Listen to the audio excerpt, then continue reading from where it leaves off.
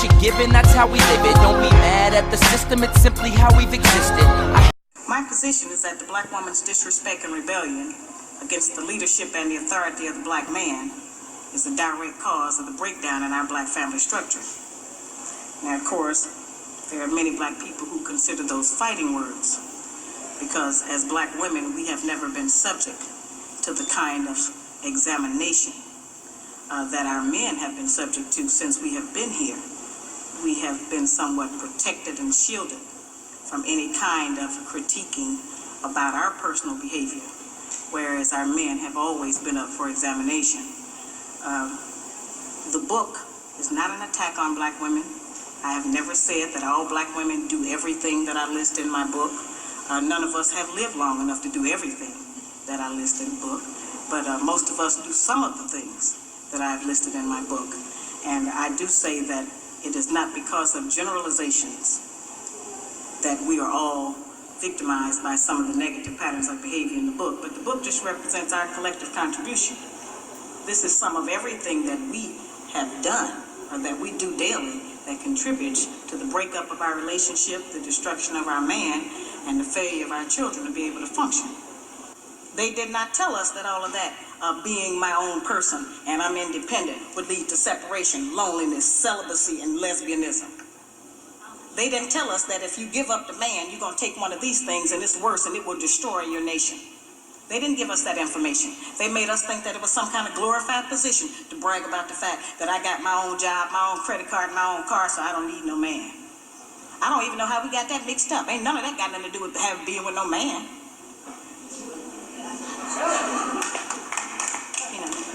We have some serious relationship problems that nobody has been able to address us on, because everybody wants to pretend that this is not going on.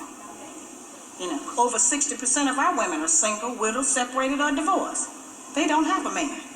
I just came out of Florida, and they got a housing complex that the Urban League built, which is a black organization that is for women and children only. They say they don't allow any men in there. I didn't have time to deal with it, but I talked about them real bad. That's the silliest program I've ever heard of. You know them women that had men if they got a bunch of children. They need fathers. They need protection. We hear about the drug problem that we have in our projects across the country. It's one of the major places that we have a drug problem. We talk about the great strength that we have as black women. Well, the welfare department don't rent government apartments to single black men. Those apartments belong to black women who are allowing this to go on in their home. We have not looked at what part of the responsibility do we share. Yes, black men sell a lot of drugs, and a lot of us black women get the money from them drugs and buy some of these fancy clothes we wear. Drive around in some of these fancy cars. He is not doing these things alone and without support from us, whether they are good or bad. See, we have a lot of power. We are very strong women. I'm saying that we're using our strength in the wrong direction. We're using it to tear our man down, tear our nation down, instead of building it up. Having an education and a job does not necessarily mean you have a successful life. I keep telling black women that to raise a child, they say, well, I provided with food, clothing, and shelter. That's not raising a child, that's maintaining one. To raise a child, you need a parental coalition of a man and a woman. We have sons who, by not having a father in the home, they don't know how to respect women. They take on the black female emotionalism. They're doubtful, they're indecisive, they can't make a decision. They don't know what to do about being a man, because we can't teach them that. We don't have that knowledge. We have daughters who grow up in a home where they don't see any affection, where there's no man there. They go out into the world and try to mate. They don't have no idea how to be no woman to no man, how to function in a house with a man, because they haven't seen it. Most of our children, just like us, get all the information we have about how you be with a mate off television. It's the only medium that shows us anybody being together. Those rules have not worked for us. The white woman's liberation movement, we don't have anything to do with that. We have not been under the control of the black man for over 500 years, so what do we have to get liberated from them from? They haven't been our boss. That's the white woman and her man. They're going through that, and that's their business. We don't have any business being in there. They only introduced it to break down the civil rights movement. Civil rights movement started with the black man, the black woman, and the black child standing together, trying to plead for freedom, justice, and equality, and more benefits in the country that they had built. They threw the white woman in there with the women's liberation movement and made it a woman against man thing. That created a big separation between black men and black women, because then everybody started going for self. Then they bring the welfare system in and tell us in order to feed and clothe and house our children, we have to give up our man. You have to put the man out of the house. When the white farm wife goes to the government for subsidy for the farm, they don't tell her to get rid of the farmer. They keep that family together. But in the black community, they make it a requirement, because they want to keep endorsing into the black community that the black man is no good, and that he is not deserving of respect. He is not deserving of us letting him give us any protection or instruction, and that we are better than them. The major responsibility that the black woman has had on the earth for the trillions of years that we have been here has been one of nutrition and birthing children. Those two things have a great deal to do with the survival of any people, the reproduction of the nation, and feeding them the proper food so that they can live. Those are very important jobs. Those are very powerful positions, because it puts us in a position to decide who's going to live or die, and how slow they're going to die by what we feed them. We have a very powerful position. That's not a small role that we play. We have just been taught to misrepresent and misuse that power. The people who we have been counting on to give us the truth about how to get along have failed.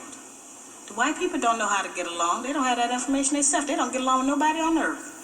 So they didn't have no information to impart to us about how we're supposed to get along. They change their relationship rules at will. We have, tons of black children around this country that I hear from who have grown up traumatized by the fact that they were referred to as the outside child. When we were having children like that, they called it illegitimate children, until the white woman started having them, and that's single parenting. See, they changed the rules according to what they're doing. So I've called on our people to change them depending on what we want to do, what our needs are. There's another need that has not been addressed in our community, because nobody will deal with it, and that's one that God did not create three sexes. We only have men and women. Now, I have not said that we should reject the sisters who try and act like men and the men who try and act like women. I'm not saying to reject them from among us, but they need to be taught. We don't have to accept that as some kind of normalcy, because that's not normal. I'm trying to demonstrate how they have set rules that they have forced us to follow that they don't even follow themselves. They change the rules to suit them when they get ready. We can change them to suit us when we get ready, especially if we have what we have now, which is a failing system. It hasn't worked for us. We don't have to be ashamed that it hasn't worked for us. But we do have to be ashamed of the fact that we keep plodding behind it and not trying to make the corrections that will help our people to survive. He wants to keep us in this condition. He wants to keep us separated from our man, because he knows that the only door, the only route he has to destroy our black man is through the black woman.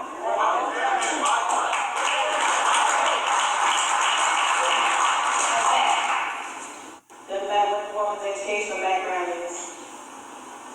In fact, we have proven that the more education we get, the more we get in front of our man.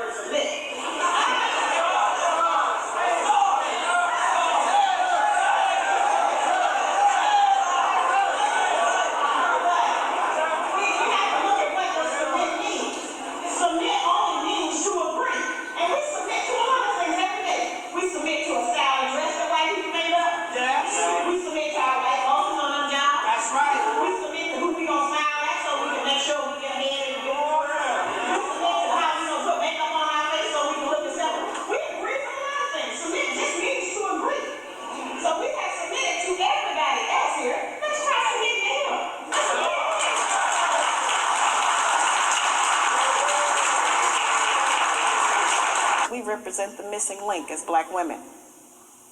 The black man has been dissected, examined, the white man, the white woman, and the black child. But it has been us as black women who have never been examined.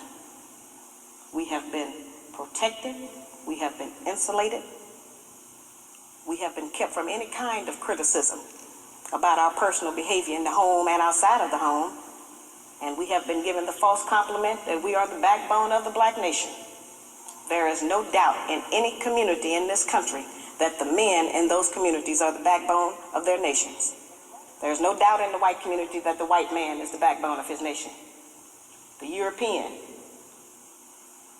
the Buddhist, the Korean, the Japanese, the Hispanic, all of those men are the backbones of their community, and there's no doubt about it. It is only in the black community where those values have been transposed and where they put that burden on us and tell us that we are the backbone of the black community, which is a direct insult to the black man and implies that he don't have no backbone and that his women have to represent him. I remind people all the time that God did not make the white man, the white woman, the black woman, and then the black man. He made the black man first, and he created all the rest of the people after him. In 1985, I was going about the country trying to still work to teach our people something, trying to get them to stop eating pork. And at that time, I was having what I call get off those hog lectures. And I would take the microscope out, and I would show black people how even if you cook pork, you couldn't kill the worm. I would show them that the worm was still alive in the meat after heat, because that's what they told us, that you could cook it and kill the worm. And so I would show them what it did to the brain and the spinal column. And so there were many black men who wanted to stop eating pork. They wanted to change their diets, and they were in agreement. But it was the black woman who I found who was the most adamant, who refused to change her cooking habits, who didn't want to shop differently, who didn't want to do any different meal planning.